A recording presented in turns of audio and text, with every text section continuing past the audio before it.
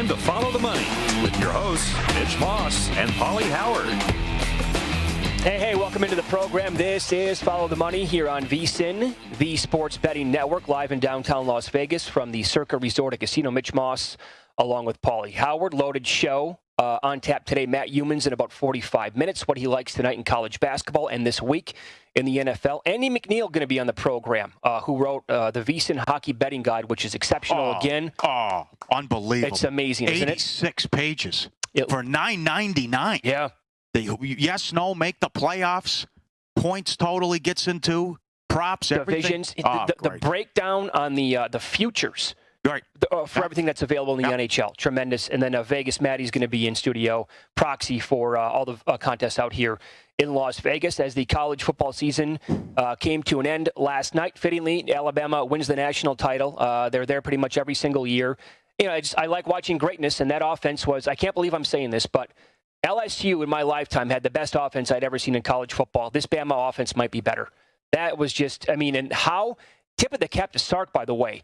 Now, can he get similar athletes at Texas when he's going to be the head coach? And is he going to call up the same plays? Because you kind of have to have both to actually work, you know. But the play calling last night, I thought in the first half, specifically to Devontae Smith, Ohio State had zero answer for the guy whatsoever. Mm-hmm. It's one of the best performances of wide receivers I've ever seen in college football or the NFL. Yeah, turned his life around. Hopefully turns his career around. See if it works out in Texas. Yeah. But that's why we love this show and this racket. I mean, most people, especially on the East Coast, probably went to bed at halftime, but you had to stay up and watch that if you had the total. Yep. You know, that's still tough because that opened 76 and then down to 75.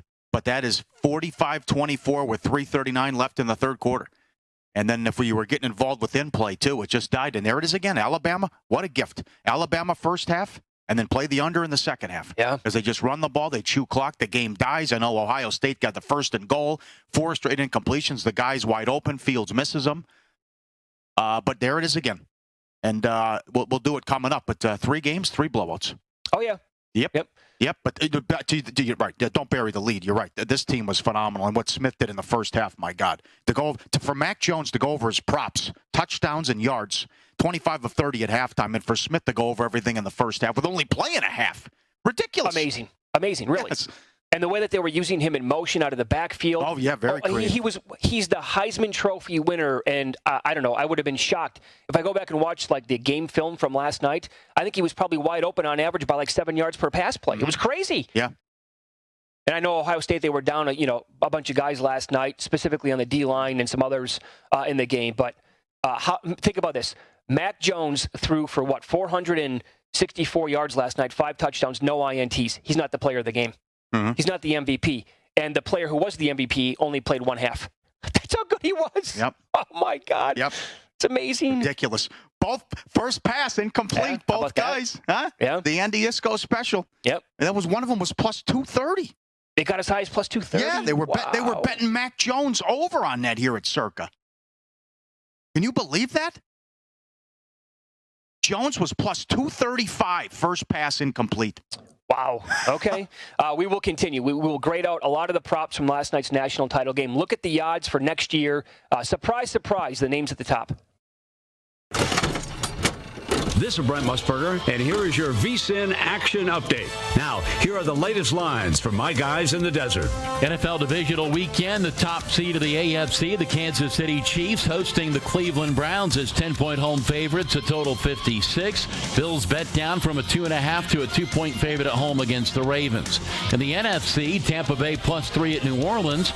The top seed in the NFC, the Packers, a 6.5-point home favorite against the Rams, the total 46. 76ers look to end a 3-game slide. They host Miami today as a 3.5-point home favorite. Utah laying 9 at Cleveland, 10.5 at Rocket Mortgage Fieldhouse.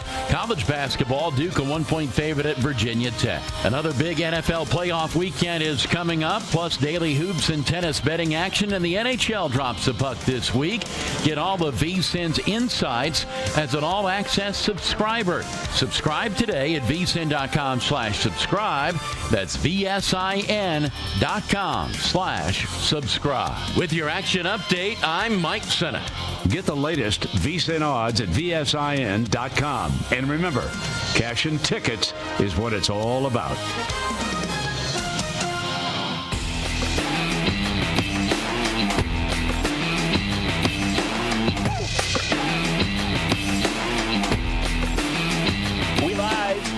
Las Vegas, Circa Resort and Casino. Mitch Moss, Paulie Howard, recapping last night's national title game. Alabama does it again. The monster that Nick Saban has created in that part of the country, phenomenal. And how he flipped it, because when you consider this, I mean, years ago when I think that the SEC, they were kind of jealous of other offenses across the country. That was more of a defensive conference, and they would beat you in the trenches and then running the football and some shoddy quarterback play. And they said, well, we got to change things around here. Not only have they done that, but now they're also out recruiting everybody else. That's right. At those positions, and they've taken over from the likes of Oklahoma and others, and now they have the best teams and best offenses in the entire country. Where do they get all these wide receivers? Yeah, you're right. Yeah. It's a factory now of wide receivers. What's happened doesn't matter who's playing quarterback. I mean, what the wide receivers, you can go back to Julio Jones when that run started. Julio, Amari Cooper, Calvin Ridley. Yep. You know, Devontae Smith caught that touchdown from Tua as a freshman against Georgia like 4 years ago. Ridley was on that team. Judy, Ruggs. It's just an embarrassment of riches for this team. Yeah, couple of things. I'm glad we got it in. We played this season, so great job there. And then the Big Ten got their act together as well. We also, how sharp are these bookmakers? You had the total 76-75, open 76. You had the prop here at Circa, combined touchdowns 9.5, 10. It fell 10. You had combined field goals 1.5, and there were 2. So just how sharp these bookmakers are when you look at this. And then there were, I don't know if it was BetterX or who it was, but there were 2 $500,000 money line bets in town. One at William Hill and one at BetMGM. And that's a coaster. Yep. That's $1 million coaster, never had a chance. Now, they were up against it to begin with. Fields was banged up. You lose Sermon right away, and then you don't have the nose tackle and defensive end. Mm-hmm. So it was going to be a tough assignment to begin with, and then you're almost drawing dead after all that happens. Because you could see Fields was banged up, then you lose your running back, and then you can't stop him anyways. My God. There were some good sweats, though. How about now, no score in the first 3 minutes, 4 minutes, 5 minutes, and 6 minutes cash, even though the game goes over. You also was a good sweat first score of the game. Field goal safety was plus 450 in some spots. That's 3rd and goal from the 5. Yep. You get an incomplete pass there, Saban kicks. Mm-hmm. I'm sure, this isn't Frank Reich here. He's going to kick the field goal to go up 3-0 to start. Or, then he goes for it 4th and 1. But I'll give you another one. Mm-hmm. That was a good sweat. The very end of the first quarter. Oh, I had Alabama Everything's first quarter. on the line. That's right there. Alabama first quarter. Yep. That's right. They're inside the 10. And that's also the total. Yes. That was 16.5. Oh, yeah. And Mac Jones tried to sneak one in. They ran hurry up. Yeah. First 2 passes, first pass each quarterback incomplete. Both cashed over $2. I can't believe the first half. Jones has 4 touchdowns and 300 yards, and he's 25 of 30. Smith has 12 for 215 on 13 targets. You think they were locked in? God. Ridiculous. Really? So much fun to watch. I have no idea what kind of a pro Mac Jones is going to be, because again, look at who he's working with here in Alabama, right? The wide receivers on that roster, the offensive line. Najee Harris is awesome at as a running back, right? Mm-hmm. But I will say this, and his guys are always wide open, but he does throw a really pretty ball, and he puts it on the money a lot. Those 2 things you can't debate. He does. It doesn't matter, by the way, if it's going to be a 39-yard bomb down the field or if it's like a 15-yard out pattern. It seems like his accuracy is just phenomenal. And I don't know how he's going to translate to the NFL. According to all these mock drafts, he's going to be a top 10, top 15, top 20 pick. Well, who are the stars that come out of Alabama at the quarterback position? I'll wait. Yeah, no kidding. McElroy, nothing. Ken Stabler? McCarron, nothing. Who was the other guy? Was it Brody Croyle who never won a game? Was that his name? 0-9? Look at the quarterbacks that have come out of Alabama, and we saw how bad Tua was to start. But I will say this. When they're in school, and Saban's the best now with 7 titles, they coach them up. And I love that story that Herb Street and Fowler told, that when the guy with Jones was struggling he was so bad against this running the scout team, he was in tears going against the first and second team defense. They couldn't do anything. And Dable, who was the OC at the time, is going to try to coach him up and also try to be a mentor and more of a father figure about, you got to get your act together. The kid's sobbing on the sideline. He's so bad.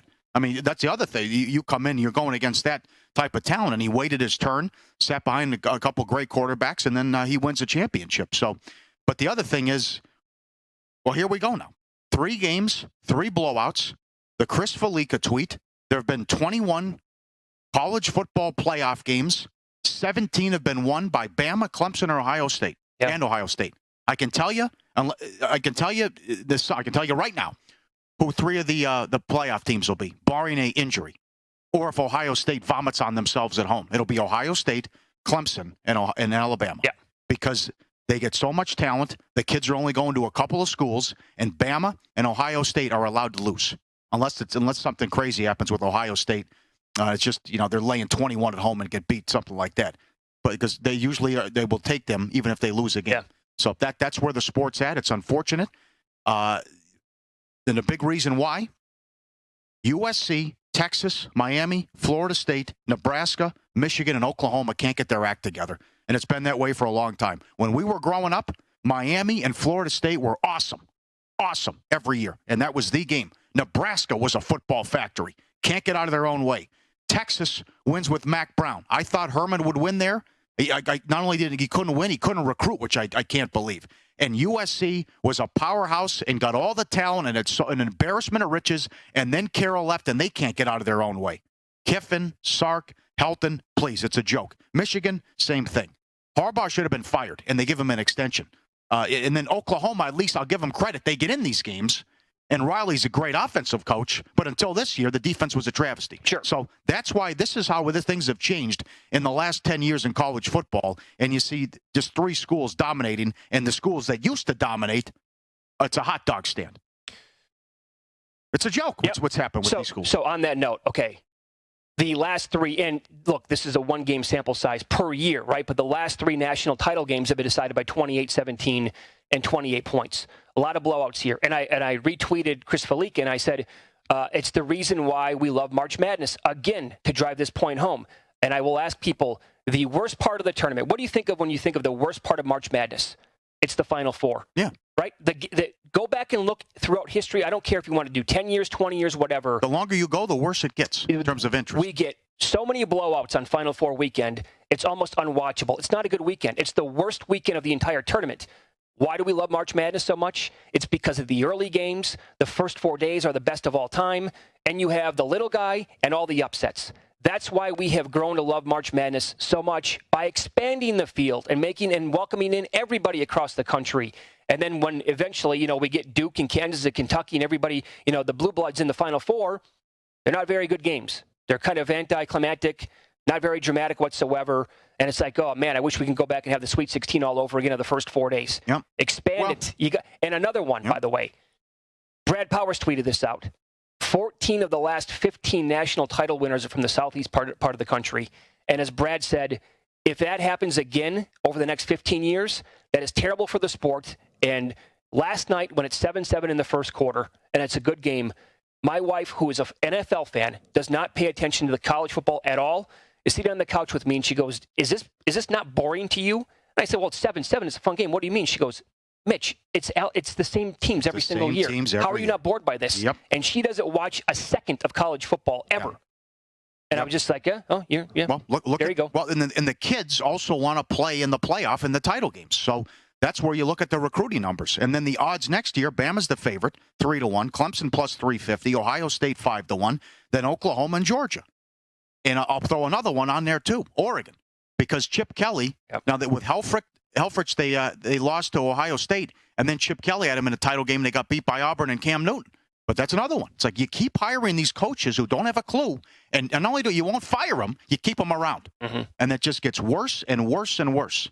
And that's why the impossible happened this year. Savor the flavor. But USC was undefeated going into the Pac-12 title game. They were below Coastal Carolina. An undefeated USC in a Pac-12, no respect, not even considered. Get out of my face. Yep. Coastal Carolina was higher in the rankings. And that's all you need to know about how people look at the Pac-12, where I can just cross them out right now. Yep. What are they going to do next year? Don't you think for that entire school that should have been a wake-up call? Sure. Like wait a second here. We're 15th in the rankings, and we're undefeated in a, quote, Power 5 conference, and we're behind the likes of Coastal Carolina. Like, at that point, it should have been, and, I don't think Clay Helton is the coach for USC, and I've been, telling myself that since day one when he was hired. I'm like, you're USC. You're going to bring in a guy named Clay Helton to run things here, and it gets worse every year, and you're going to hang on to the guy. But you're right. I mean, with the coaches who were at these programs, Oregon was a top 5 program in the country with Chip Kelly. They're not close to a top 5 program right now. The same thing with USC. Alabama right now, they are an advanced version of what USC was because Saban has now done it longer than Carroll did at USC. But they got everybody.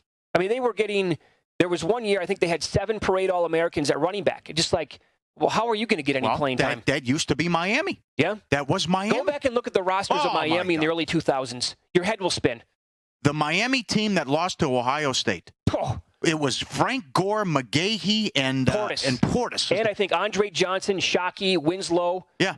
All of them. And then the defense was like Ed Reed, just completely stacked. Yep. First-round picks all over the joint. Now, does this change? Not until Saban retires. I don't know when that'll be. And if Saban retires, does Dabo go to Alabama? So they're just going to continue to dominate. Maybe Clemson would then take a step back, but this isn't going to change anytime soon. And it also goes back to your point. Until you expand the playoff or put different teams in there, then the kids are just going to keep going to the same schools. And it's going to be the same 3 teams every year. Right. Again, and we said this before the playoff was actually selected, the 4 teams. Why not put a team like Cincinnati in this year of all years? Guys, what's the difference this year if you put Cincinnati in over Notre Dame?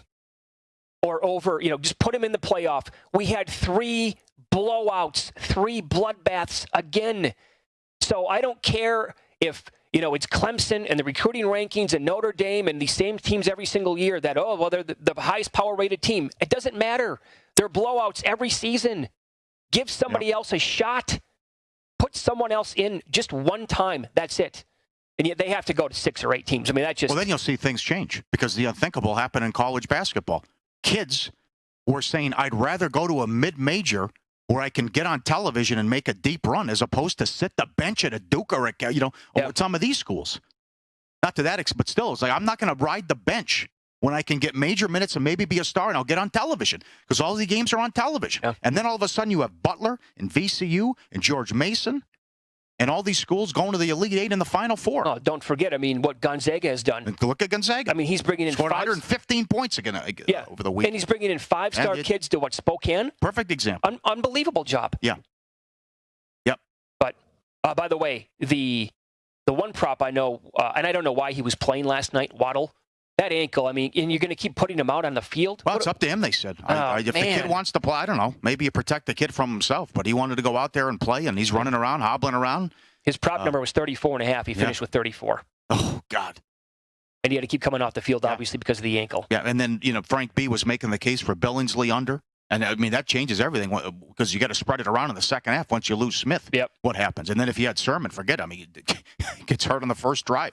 He was 99.5. He took money here. He went up to 104 at Circa, 106, I believe.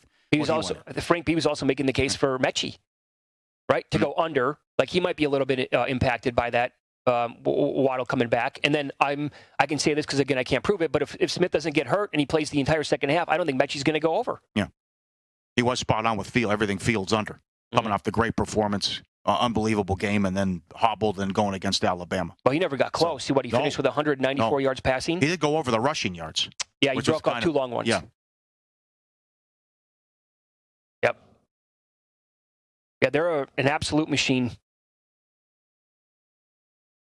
We saw a lot of this, by the way, today. It's funny. You said it, Mike Detillier. I thought the ball offense was last year's LSU. Yeah. Well, you hold my beer here. This is... What's the total if this year's Alabama plays last year's LSU? You got to open it up 90. High 80s or 90. You got to give the guy full marks for changing everything. You have of course. People laughed at him when he brought in Kiffin. It's like, what are you bringing this guy in for? Yeah. But as far as this, what Mac Jones said afterwards, you're not an all-time great team, though. Come on. You gave up 50 points to Ole Miss. You had a ton of issues defensively. Are you talking about top to bottom? Yeah. The whole body of work, right? Yeah. Now I know running through the SEC, but again, there's people don't talk about it. There's bad teams and cupcakes in every league. But you gave up 50 to Ole Miss. You had problems on defense all year. Oh, they gave up. I'm not going to argue with the offense. It is historically great. You can't argue that. But if you want to talk about one of the best teams of all time, you couldn't stop anybody. You couldn't stop Bennett, the kid from the backup who shouldn't have been playing with Georgia. Yeah, that was 24-20 at halftime, I think. Yeah. And the Florida game, if Dan Mullen plays at the end of the first half differently, like we said, I don't know, maybe Florida wins that game. Is how that game ended, actually. And that was in the 40s and the 50s, scoring-wise. What were we going to say? I forget. Okay. I forget. That was, yeah. But again, look at the odds for next year again. Top 3 teams right there. And I know that Tim Murray here, my guys in the desert, Brent Musburger, Tim got him in September, late September, 5-1. Musburger got him plus 450 in September. I think that was over at the Westgate to win the title. Questions were there about Mac Jones and, if he was going to be a good replacement for Tua. And I guess he kind of proved people that he was. And a guy laid 185 on New Year's Eve, 130,000.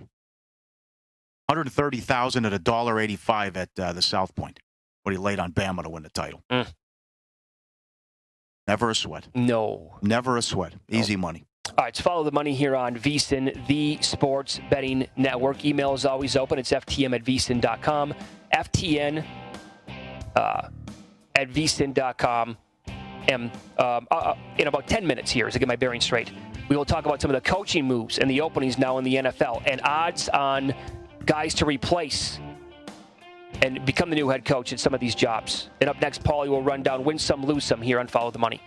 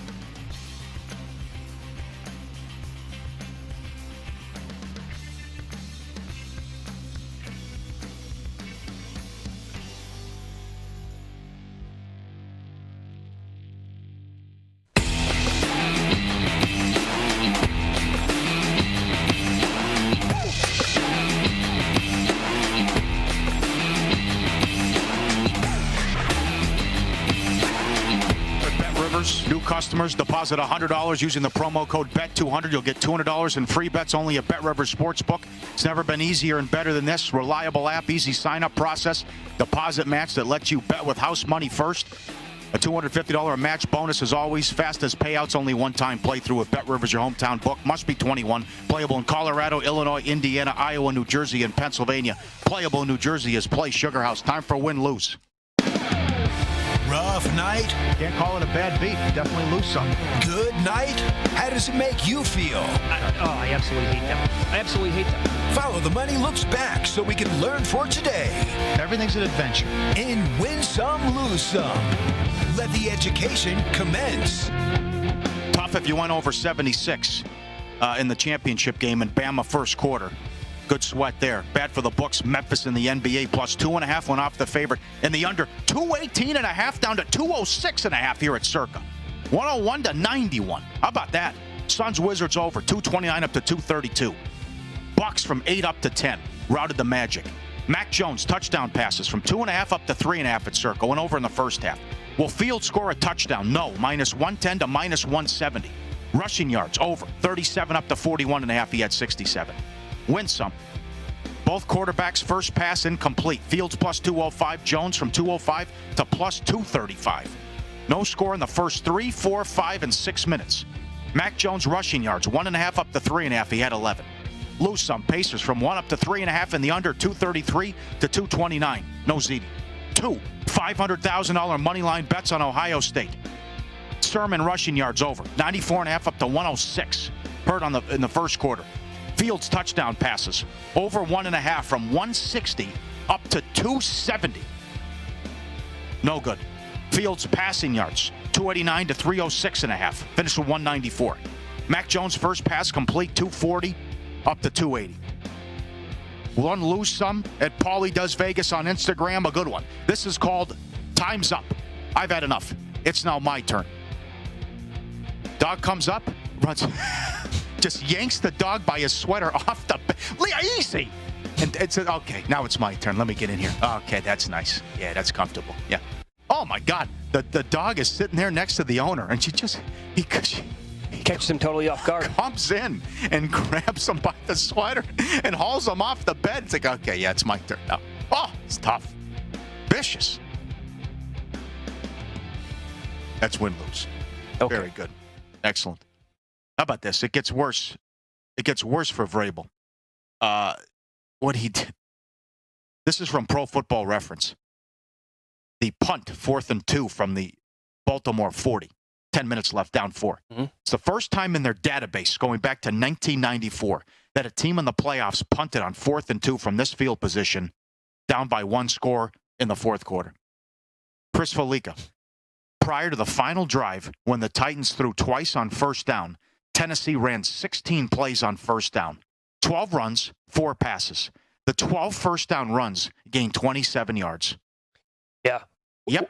Weren't you kind of losing your mind watching that game live on Sunday? It was Groundhog Day. The same thing over and over and over again. First down, 2 yards. First down, stopped at the line of scrimmage. Every single time they had a first down, they were running the football. And with like 0 success whatsoever. I don't know. You might want to think about tinkering that up a little bit. What do you think of this? FTM at VSiN.com from John. I understand the complaining about punts, but whatever happened to the coffin corner? Big part of the game back in the day. That's a lost art. Back in the 80s. Yeah, I'll agree with that. That is a lost art. Being able to pin somebody and put them in. Remember Ray Guy? Yeah. The placement? He could make the football talk, I think. Yeah. Put it right at the 4-yard line. You're not going to return this for anything. Mm-hmm. I don't know. That's not factoring in their equation. Like, who cares if they're still at the 18-yard line. Whoop-de-doo. Yep. I do understand, occasionally playing field position. For example, if you have nothing going on offense and you have a great defense and you're limiting the other team on that day, to maybe kick it, get them if you can't get it down to like inside the 5 or whatever, take your chances.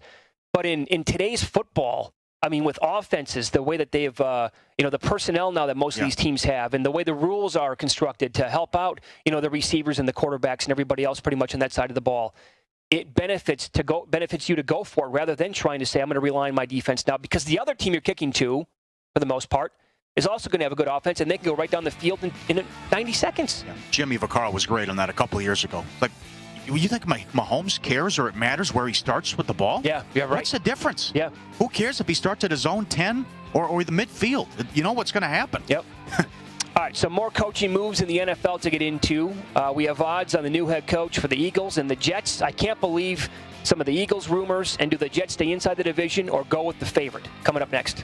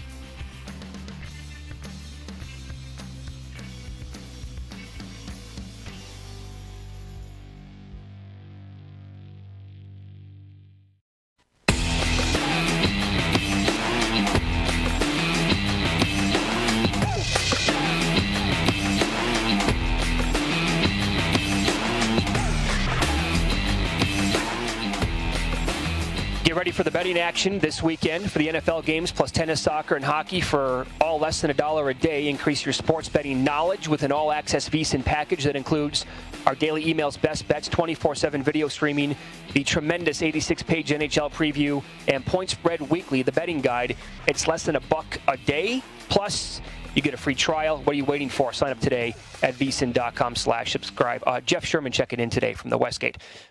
He and Ed Salmons make this year's Alabama team 3.5 over last year's LSU team. All right. And a total of 79.5. Okay. He said, we always get under support on high totals. Had plenty last night. I said, hey, 79.5 is too light. Yeah. We say the phrase once in a while, where are the stops coming from? How is either defense going to stop the offense? What was the name of bet?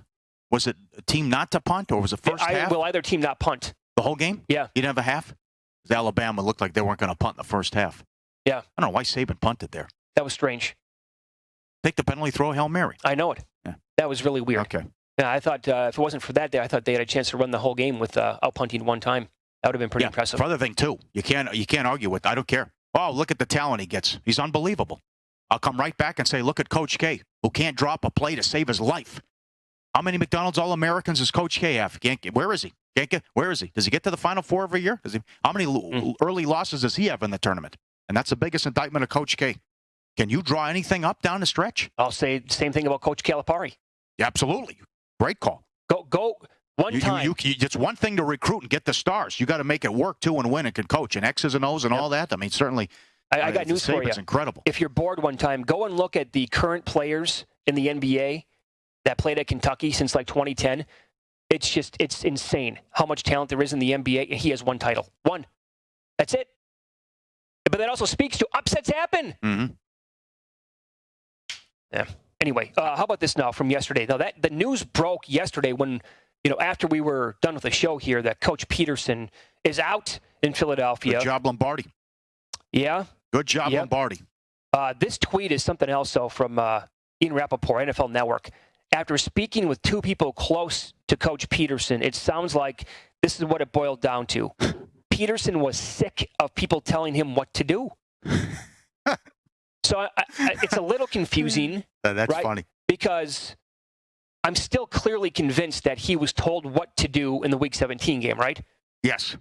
There needs to be a 30 for 30 on that. Yeah. And that's maybe where things got screwy here. Because this could have lingered into the off season because every guy was frustrated, baffled, shocked, angered, and they didn't get it. It was on Peterson to explain the situation, and it sounds like he didn't do so. It came from the top about, hey, we don't want to win this game. If it gets close, put in Sudfeld. We want the 6th overall pick. And then he didn't tell the guys what the plan was because guys were ticked and caught off guard. Right. But, hey, we have pride here. We want to knock our rivals out of the playoffs. And they didn't get the chance, the best chance, because they put Sudfeld in.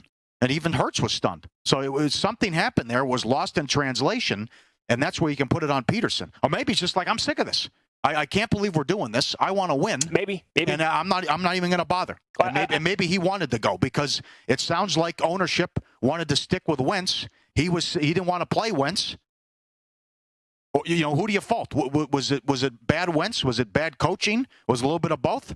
But it seemed Peterson wanted to move on from Wentz, and Wentz didn't want to come back. But now with Peterson getting fired, Wentz wants to return to the Eagles. And whoever comes in could be walking into a quarterback controversy. Yeah, absolutely. I wonder if he, does Peterson regret doing that then in Week 17 against the Giants? Like, if he could have that one back, would he kind of look up at, the suite with Laurie and the ownership, and he'd just be like, kind of give him the bird? Like, I'm not going to go with your plan, man. We can win this game. Come on, it's a divisional opponent that we're taking on here against Washington. I said the Giants. I meant Washington. We can win this game. We keep them out of the playoffs. The players want this. I'm not going to put in Sudfeld. I'm going to stick to my guns and Jalen Hurts. I wonder if he could do it all over again, if he would actually make that move, and then probably would have gotten fired the next day. But we're here anyway, and he doesn't have a job. I still contend this. Look, I mean, the development of Carson Wentz certainly is not arcing the way we thought it was going to if you go back 3 or 4 years ago when he was an MVP candidate, right? Or he was going to win the MVP before he got hurt. So do you want to blame that on Peterson? Is it maybe Wentz still being, not able to recover from the injury? What is it? He's a good coach. I mean, he just won a Super Bowl 3 years ago, and this with team a has backup quarterback. Yeah, and then won a playoff game with Foles. And got him into the playoffs. And look at how many injuries he's had to deal with in key position groups year after year after year. And I don't know, if you gave him a full complement of an entire roster and they were healthy the entire time, I'd probably tell you that the Eagles are going to win that division. 7 wins took it down this year. I think the Eagles fully healthy are much better than that. Lurie is hungry for innovative offense and values coaches who have quarterback expertise. Could be Dable. Could be Arthur Smith, although did you watch the Titans on Sunday? And maybe Brady. You're also hearing Bieniemy as well. But you're walking into a situation where there's $70 million over the cap next year. Well, and that's the other thing about why Wentz has been so bad the last couple of years. And so you're right. You lost so many guys on offense. The fact that they won the division last year and made the playoffs was a great coaching job by Peterson. Yeah. And then guess what happened? Wentz gets hurt in the first quarter. That's right. And you got to put McCown in. Mm-hmm. And they almost won that game. Yeah, they were right there in it. And they didn't play well. But you're right. That's where we're at now. What have he done for me lately? 3 years ago, he wins the Super Bowl. Now he's out of a job. But something has obviously happened there. And again, Lombardi nailed this too. More leaks than the Iraqi Navy. I mean, just leaking it out about us. It didn't go well. I got to hear more from him. Here's the second meeting. Well, what's your vision? What's your plan moving forward? I don't like it. You're fired. Well, did you see some? I thought it was a prank yesterday. I thought it was like Ashton Kutcher who took over Twitter for a minute. Because the report started to come out that they might actually be interested in Adam Gase. And I thought for a second here, I'm like, there's no way that can be true. I got to check his Twitter account. And it was like a verified, it was a real Twitter account. I'm like, wait a second, they're not joking? Well, the other thing, though, is the Jets can't hire him either. You can't go back and just hire a guy who was fired after what Gase just did. The Jets cannot go get Peterson. Yeah. They can't do that. No, I think you got to change things up. No, can't do it. So anyway, the odds at FanDuel to become the Jets' next head coach, Peterson is actually the favorite at 3-1. Can't do that. Now, Dable with the Bills, 6-1. They'd be staying inside their own division, stealing the OC away from the Buffalo, obviously. Brandon Staley, Eric Bieniemy are plus 650. I don't know. The Bieniemy stuff, I don't know. Are we going to go another year without Eric Bieniemy having a job in the NFL? It'll be the same song and dance. He doesn't interview well. Okay. And then Mike Kafka, 4-1. Bieniemy 4-1 to become the Eagles' next head coach. Then you have a bunch of offensive guys up there. Dable, Smith, Lincoln Riley, Joe Brady, Duke Staley. I know some players were tweeting out pictures of Duke Staley last night saying, make him the guy. Matt Human's on the program next. He likes a college basketball game tonight. And who's he betting this week in the NFL?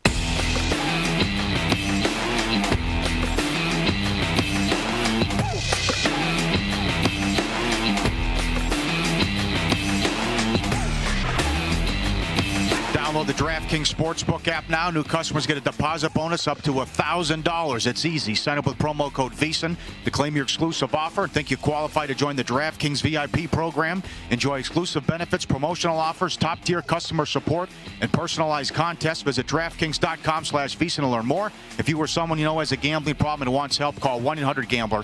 Available to play in Colorado, Illinois, Indiana, Iowa, New Hampshire, New Jersey, Pennsylvania, Tennessee, and West Virginia only. Must be 21.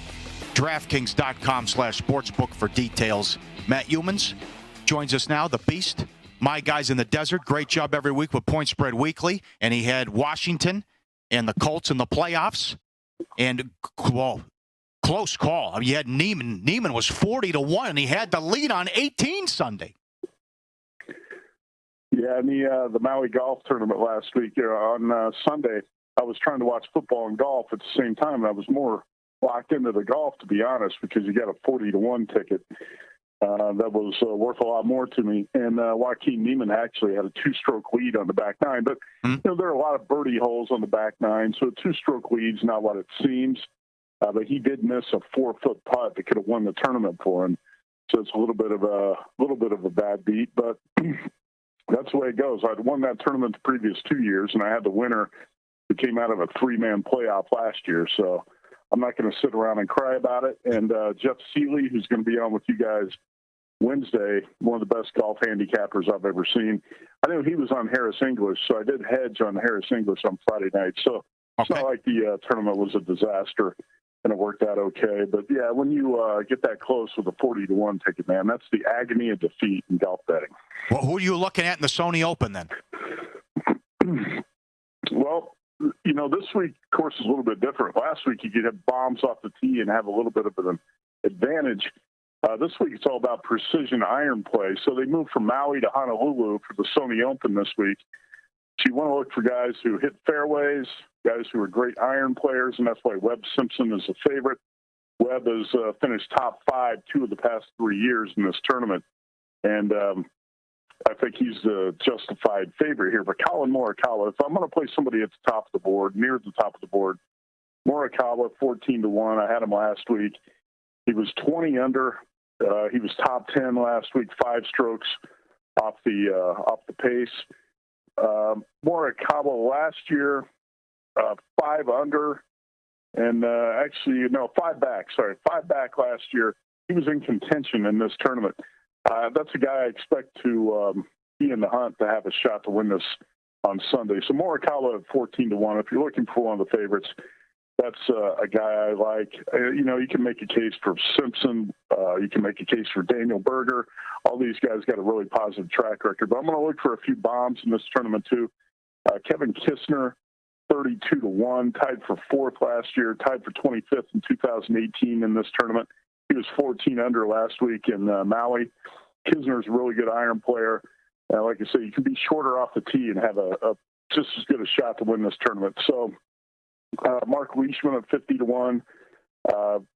He's got a really positive track record here on this course and in Maui. And Ches Reavie's going to be my bomb at 80-1. Tied for 3rd, 17 under 2 years ago in this tournament. Top 20 in 2018. So those are a few guys I'll play this week at the Sony Open. All right. Beautiful. Beautiful. Now, we're seeing support for the Rams down to 6.5. It's going to be 20 degrees, so that concerns me about Goff. But the other, watch the first half. Again, it came in. McVay is 37-0 when leading at the half. Guy's an incredible coach. And I know that we were talking with the guys there at Circa after they beat the Seahawks about it's going to be a tough matchup for the Packers if that's the draw. They allowed 20 points or fewer 10 times. What do you think here with we've seen one seed struggle in the past here, especially if you're 14-2, 15-1. No one's impervious here to getting upset. But what do you think here? 6.5 and 46 at home. Yeah, I was on the Rams last week too, and I really like this team. And Sean McVay is a guy who really does a great job at scripting the offense, especially early in the game, because he knows how to cover Jared Goff's flaws, and he makes Goff look a little bit better by the way he scripts the early portion of the game offensively. And I just don't like the Rams to pull the upset here because of what you said. In cold weather, if you guys remember how poorly Goff played on the road against the Bears a couple of years ago in Chicago, this guy, he can't get it done in cold weather. I love the Rams defense. All three levels is awesome. And they're going to put some pressure on Aaron Rodgers. But, by the way, the Rams sacked Russell Wilson a total of 16 times in the three meetings this year. I think it's going to come down to how effective the Rams are running the ball against the Packers. If they can do that, maybe their quarterback play is not going to be that big of a problem. But this is one underdog I just can't get behind this week. I kind of feel like it's Aaron Rodgers' year. He's going to make too many plays, and the Packers are going to find a way to win the game. I'm not crazy about laying the 6.5, but if you're going to play a teaser this week, I think you have to put the Packers on it. I just can't see Goff leading the Rams to a win at Lambeau against Aaron Rodgers. I can't envision it, so I'm going to play the Packers one way or another. Probably going to be on a teaser or money line parlay. All right, Matt, you faded the Bills last week at home against the Colts. You won that bet. Hell, the Colts probably should have won that game outright as a pretty nice dog in the game, obviously. Are you fading? Tough game here for Buffalo this week. What a matchup against Baltimore. Are you fading the Bills again here on over the weekend? All week last week, I was telling Tim Murray, my co-host, I think the Colts are going to beat the Bills straight up. I really felt it last week, and I thought they should have won the game. They got first down to 4, couldn't score. Frank Reich's play calling left a little bit to be desired. Phillip Rivers couldn't make a couple key throws. They missed a short field goal. If you think back on that game, almost every bad break went against the Colts, and everything went the Bills' way. Baltimore's built, I think, to beat Buffalo. Ravens have the number 1 rushing offense in the NFL, 192 yards a game. That's 23 yards per game more than the second best rushing offense, which is Tennessee. Last week, the Colts ran 30 times for 163 yards, 5.4 per carry. They outgained the Bills by 75 yards. Lamar Jackson went for 136 on the ground last week. If it's not Lamar, it's J.K. Dobbins or Gus Edwards. Titans held to 22 carries, 51 yards last week against Baltimore. This Ravens defense is one of the few, I think, that can handle the Bills wide receivers, stuff the running game. Josh Allen's not going to be making many plays with his feet. And by the way, when we're talking about the Ravens running the ball, Buffalo 17th in the NFL in rushing defense going into last week, allowing 120 yards per game. So I also think that Lamar Jackson getting his first playoff win last week is going to be big because he's going to be loose. He doesn't have that monkey on his back anymore. And I expect the Ravens to go in and win this game. I'm with you on that. Betting the Ravens money line in this game against Buffalo. What about college basketball tonight? Pretty good schedule. Some of the ranked teams that we have in action. Tennessee plays. They're at Vandy. Tennessee is ranked 10th overall in the country. Duke and Vatech go at it, and a big one in the Big Ten. Wisconsin, they are 10-2. Michigan undefeated, Matt, and the Wolverines obviously a home favorite here. Who do you like in the matchup? Yeah, I bet Michigan at 30-1 last week on the futures board, and I might be getting ahead of myself a little bit because I really believe next season Michigan's going to be a monster. Got a great recruiting class coming in, a lot of young players on this team. But Michigan's off to a great start, 10-0, 5-0 in the Big Ten. But the level of competition has not been that stiff at this point.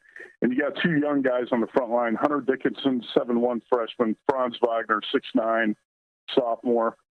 But Wisconsin's one of the most experienced teams in the country, if not the most. 5 seniors have started all 12 games. All right, the Badgers went on the road, beat Michigan State by 9 on Christmas, so we know they can win on the road. And when I look at Michigan, I talk about their level of competition. 5 Big Ten wins versus teams with a combined conference record of 8-20. Dimitri Trice, guard for the Badgers, played maybe the best game of his career, one of his best games last year in a road win at Michigan. He had 28 points in that game. And I think the Badgers' front line here matches up really well.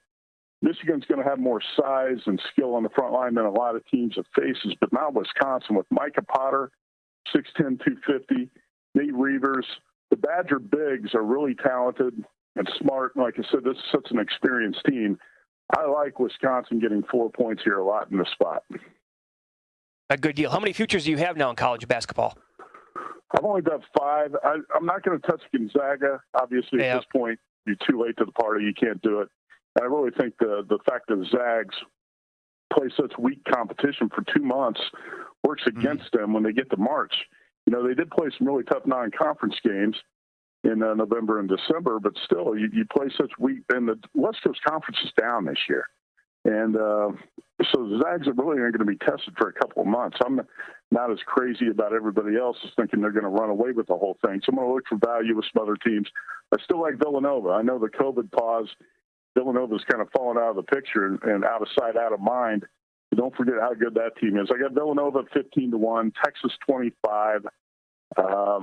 Mitch, we were talking. I should have bet Texas at 80-1 before the season. Didn't pull the trigger, but I went ahead and bet it at 25. Kansas, Michigan at 30, and Clemson at 110-1. That might be all I do. I'm not going to do a whole lot in the futures. Copy that.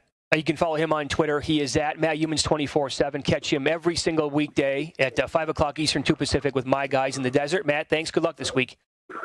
Hey, you bet. Thanks. Yep. And great job on Point Spread Weekly. And Mackin did an excellent job, and looking forward to reading that tomorrow. How about this in the NBA? Through the first, it's from ESPN, the first 17 days, dogs won outright 48% of the games. All games. Straight up. Dogs. 48%. That Phoenix game last night against Washington was something else. Phoenix was laying, I want to say 4.5 or 5. I might be wrong on that. I think they were in that range. They were dead at halftime. Washington blew their doors off. Wow. In that game. 48% outright. Man. 37-0 when leading at half. It's Belichick stuff. Yeah, it is. Day is done. Yep. Let's follow the money here on VSiN, the Sports Betting Network. Up next, what a difference we have between the quarterbacks in the NFC and the AFC. The numbers here, kind of funny. I'll tell you what they are coming up next.